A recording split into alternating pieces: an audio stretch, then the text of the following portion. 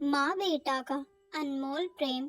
माँ, मुझे कुछ महीनों के लिए विदेश जाना पड़ रहा है। तेरे रहने का इंतजाम मैंने वृद्ध आश्रम में करवा दिया है। तकरीबन 30 साल अविवाहित डॉक्टर संदीप ने देर रात घर में घुसते ही अपनी माँ से कहा। तब माँ बोली, बेटा, तेरा विदेश जाना जरूरी है क्या? माँ की आवाज में चिंता और घबराहट साफ झलक रही थी। तब डॉक्टर संदीप बोला, माँ, मुझे इंग्लैंड जाकर कुछ रिसर्च करनी है। वैसे भी तो कुछ ही महीनों की बात है, फिर मैं आपको वापस घर ले आऊंगा। जैसी तेरी इच्छा बेटा, मरी सी आवाज में माँ ने कहा। यह कहकर माँ सोने चली गई। दूसरे दिन संदीप माँ को पड़ोस के एक वृद्ध आश्रम छोड़ आया। वृद्ध आश्रम में आने पर शुरू शुरू में हर व्यक्ति के चेहरे पर जिंदगी के प्रति हताशा और निराशा साफ झलकती थी, लेकिन जानकी देवी जी के चेहरे पर वृद्ध आश्रम में रहने बावजूद कोई सिकन तक नहीं थी। एक दिन आश्रम में बैठे कुछ बुजुर्ग आपस में बातें कर रहे थे। उनमें से 3-4 महिलाएं भी थी। उनमें से एक महिला बोली, डॉक्टर का कोई सगा संबंधी नहीं था क्या, जो अपनी माँ को यहाँ छोड़ गया?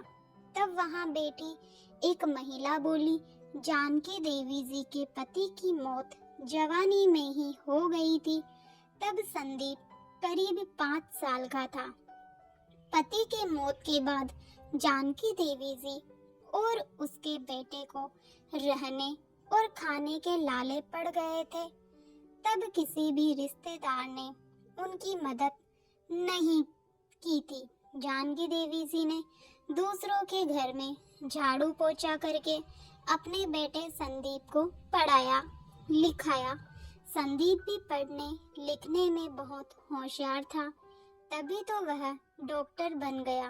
वृद्ध आश्रम में करीब 7 महीने गुजर जाने के बाद एक दिन जानकी देवी वृद्ध आश्रम के संचालक मुकेश शर्मा के ऑफिस के नंबर से अपने बेटों को फोन किया और कहा, संदीप, तुम इंडिया आ गए हो या फिर अभी भी इंग्लैंड में ही हो?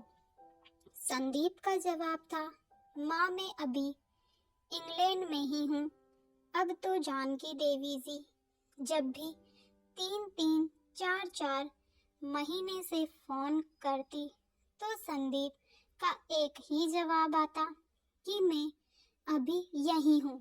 जैसे ही मैं अपने देश आऊँगा तुम्हें बता दूंगा। इस तरह समय गुजरता गया और 2 साल गुजर गए। अब तो वृद्ध आश्रम के लोग भी कहने लगे कि देखो कैसा चालाक बेटा निकला, कितने धोखे से अपने माँ को यहाँ छोड़ गया। तभी आश्रम का एक अन्य बुजुर्ग बोला, मुझे तो नहीं लगता कि डॉक्टर कोई विदेश गया होगा। वह तो बुढ़िया से छुटकारा पाना चाह रहा था। तभी किसी और एक बुजुर्ग ने कहा, मगर वह तो शादीशुदा भी नहीं था। फिर कोई गर्लफ्रेंड होगी जिसने कहा होगा, पहले माँ के रहने का अलग इंतजाम करो, तभी मैं तुमसे शादी करूंगी। 2 साल आश्रम में रहने के बाद जानकी देवी जी को अपनी नियति का पता चल गया। बेटे का गम उन्हें अंदर ही अंदर खाने लगा। वह पूरी तरह टूट गई। 2 साल आश्रम में और रहने के बाद एक दिन जानकी देवी जी की मौत हो गई। उसकी मौत पर आश्रम के लोगों ने आश्रम के संचालक शर्मा जी से कहा, इनकी मौत की खबर इसके बेटे को तो दे दो। हमें तो नहीं लगता कि वह विदेश गया होगा। वह होगा यहीं कहीं अपने देश में। तभी शर्मा जी बोले, इनके बेटे को मैं कैसे खबर करूं?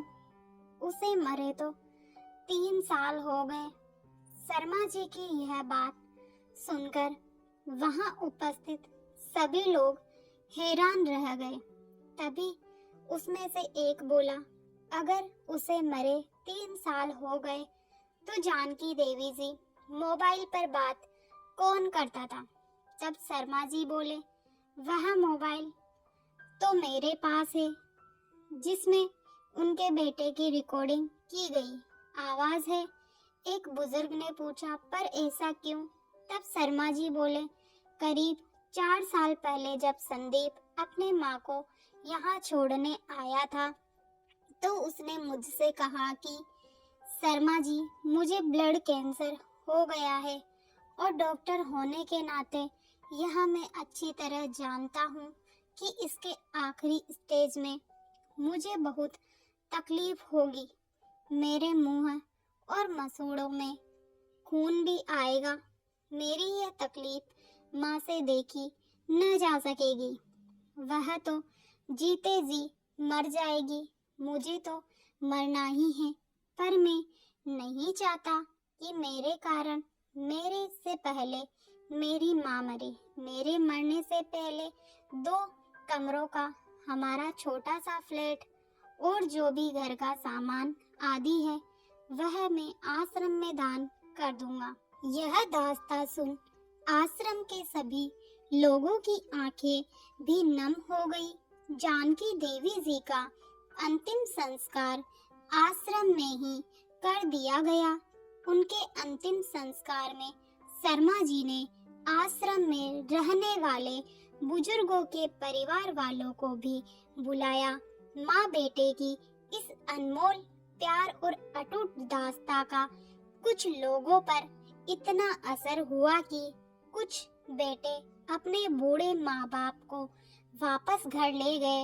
उम्मीद करते हैं माँ बेटे के अनमोल प्यार की कहानी जरूर पसंद आई होगी।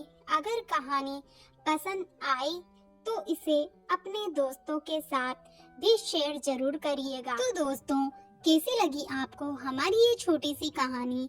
कहानी पसंद आए तो वीडियो को लाइक, चैनल को सब्सक्राइब और वीडियो को शेयर जरूर करिएगा। धन्यवाद।